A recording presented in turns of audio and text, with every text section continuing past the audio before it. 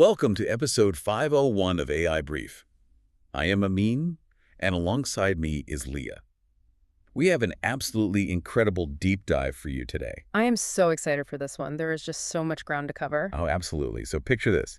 You are scrolling through your feed, and you see a video of a hand hovering over a piano keyboard. The fingers come down and they begin playing this complex, beautiful piece of classical music. And the movement is perfectly fluid. The pacing is exact.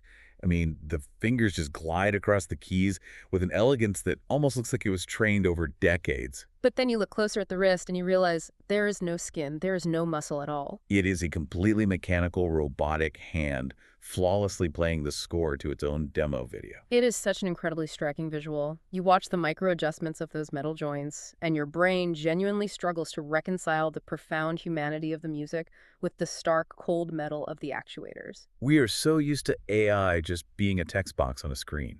Seeing it press physical keys in the real world, it really feels like a boundary has been crossed. Definitely.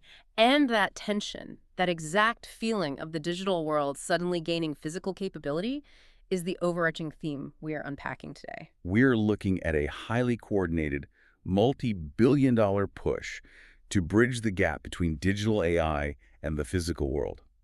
This is about the explosive intersection of AI's massive invisible infrastructure and its new physical bodies. And you really have to look at the capital flow to understand this. If you trace the infrastructure deals, you see an industry realizing that an AI confined to a server rack has a very low ceiling. To truly scale, these systems need the capacity to touch and move. But before you can put a brain in a robotic body, you have to actually build that brain. And that requires a level of physical infrastructure that is currently bottlenecking the entire industry. Which is the perfect place to start. Let us jump into today's new updates, starting with that massive invisible brain. The compute squeeze. That is it. The sheer scale of processing power required to train and run frontier models is creating a massive bottleneck, and we are seeing this play out with Anthropic. The company behind the Claude models. Absolutely. There is a reported $1.8 billion long-term cloud pact between Anthropic and Akamai. And that specific pairing is worth pausing on, honestly. Because Akamai is not usually the first name people think of when they talk about AI training. They are traditionally an edge computing and content delivery giant. But the market recognized the significance immediately. When Akamai initially disclosed this unnamed long-term cloud contract, their shares jumped 25% almost instantly. Peaking around 28% in regular trading, which is massive. And it was not until later that reports identified Anthropic as the buyer. Which makes you wonder what Anthropic is actually trying to build. Yeah. A $1.8 billion deal is not just buying off-the-shelf software licenses. Plus, the reports note Anthropic struck a completely separate computing agreement with Elon Musk's SpaceX. So you combine a massive edge computing deal with global satellite routing. And it feels less like a traditional vendor deal and more like a strategic land grab. It is like hoarding all the water rights before building a city. I see what you mean. Does this mean the AI race is no longer about the smartest algorithms, but simply who has the biggest wallet to hoard infrastructure? I would not call it hoarding water rights, because water is a raw, static resource. What Anthropic is doing is more akin to building an independent global nervous system. A global nervous system. Yes, because you have to separate the training of an AI from the inference of an AI. Training requires those centralized server farms stacked with GPUs, but inference, The actual moment you ask Claude a question. or the moment you ask a robot to catch a ball, that requires zero latency. It has to happen instantly, very close to the user. And Akamai has servers positioned at the edge of networks all over the world. Plus, SpaceX has low-latency satellite routing. Anthropic is buying the physical architecture to ensure their models can process data anywhere on the planet with almost zero lag. So securing the silicon and the bandwidth is the ultimate bottleneck. You can have the most brilliant neural network, but without edge servers to deploy it into the real world instantly, the model is functionally useless for physical tasks. Precisely. The demand for frontier models is vastly outpacing the supply of hardware. Companies are locking in multi-year dependencies just to ensure they have the physical rails to run their software. But let us say, Anthropic successfully builds this zero-latency global brain.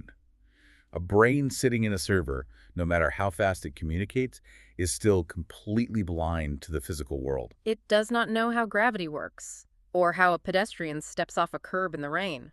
Which brings us to the second major update today, Uber. Years ago, Uber abandoned its ambition to build its own self-driving cars. But instead of walking away from the autonomous vehicle industry, they are turning themselves into the ultimate physical data layer for it. They are equipping millions of their drivers' cars with advanced sensors to create an unmatched real-world training dataset. And having a massive AI brain is useless without that real-world data to process. The sheer scale of the data fidelity here is staggering. Because most autonomous vehicle companies just test their algorithms by putting a few hundred cars in very specific, well-mapped cities. Like driving in highly controlled loops in Phoenix or San Francisco. But Uber has millions of cars experiencing the absolute chaos of global transit. Blizzards in Boston, erratic mopeds in Mumbai, unpredictable pedestrians in New York. And the brilliance of this is how they translate that chaos into AI training. They use something called shadow mode. I was reading about this. Yeah. Uber allows its partners to run their trained AI silently in the background of a live human Uber trip. It takes in all the camera and telemetry data from the car and constantly predicts what it would do, when to brake, steer, or accelerate. But it is entirely disconnected from the car's actual controls. The human Uber driver is the one navigating. That parallel processing is the holy grail. In machine learning, you calculate a loss function. You measure the difference between the AI's prediction and the correct action. So if the AI calculates it should maintain speed, but a dog runs into the street and the human driver slams on the brakes. The system instantly registers that difference. It flags the error and updates the neural network safely. Is this the ultimate cheat code for self-driving companies? They test their models in the chaos of real-world traffic, but if the AI makes a mistake, a human is actually at the wheel. It is like having training wheels on a Ferrari. I would actually challenge the training wheels analogy. It is not a cheat code because the AI is not feeling the physics of its own mistakes. The bottleneck is the latency of the feedback loop. Because it lacks the tactile feedback. When a human makes a mistake, they feel the physical consequence immediately. The jerk of the steering wheel, the anti-lock brakes shuddering.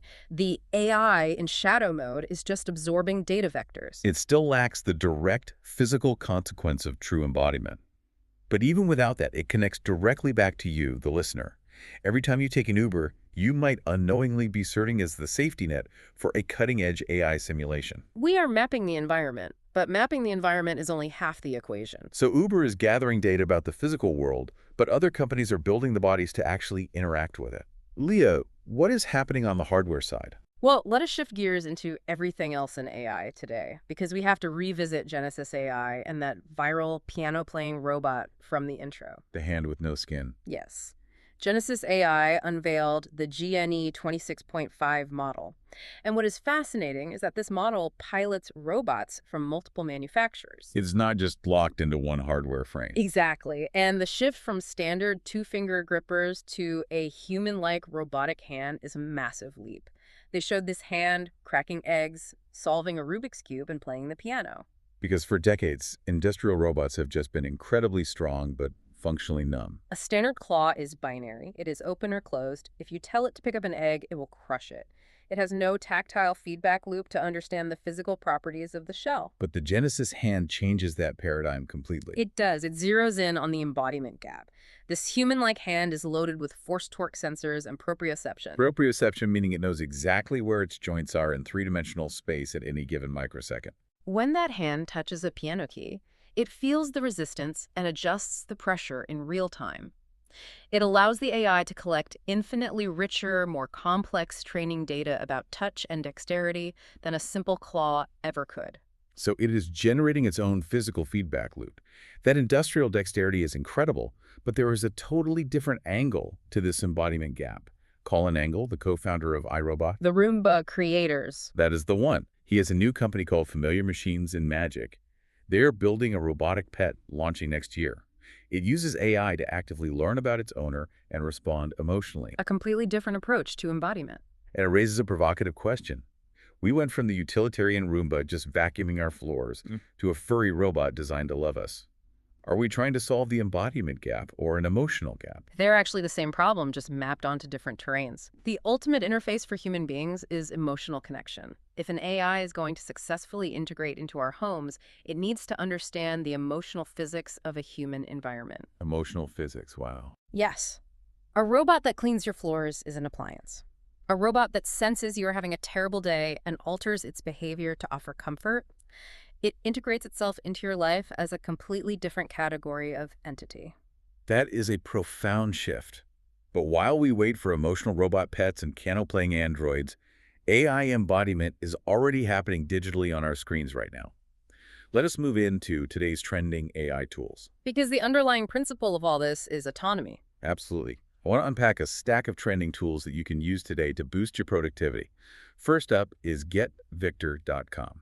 A really fascinating one. It is an AI coworker living inside your Slack workspace.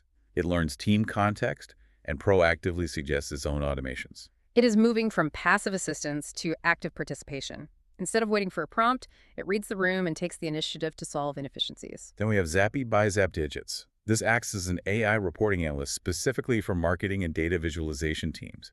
It just dives into your metrics and builds the reports for you. It acts as an autonomous member of the data team. Next is Codex in Chrome. This is a big one.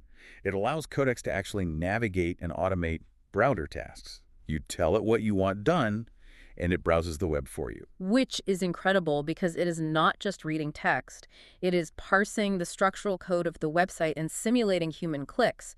It is manipulating the levers of the digital environment. Then there is Clautic.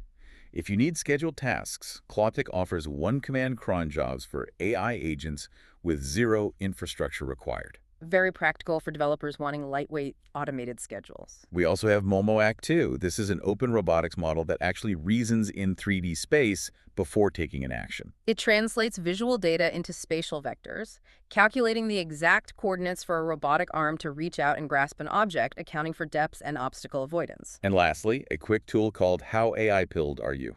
It is a rapid assessment to gauge organizational AI fluency. A great way to see where your team stands before rolling out all these autonomous agents. When you look at GetVictor or Codex in Chrome, these aren't just chatbots answering questions anymore.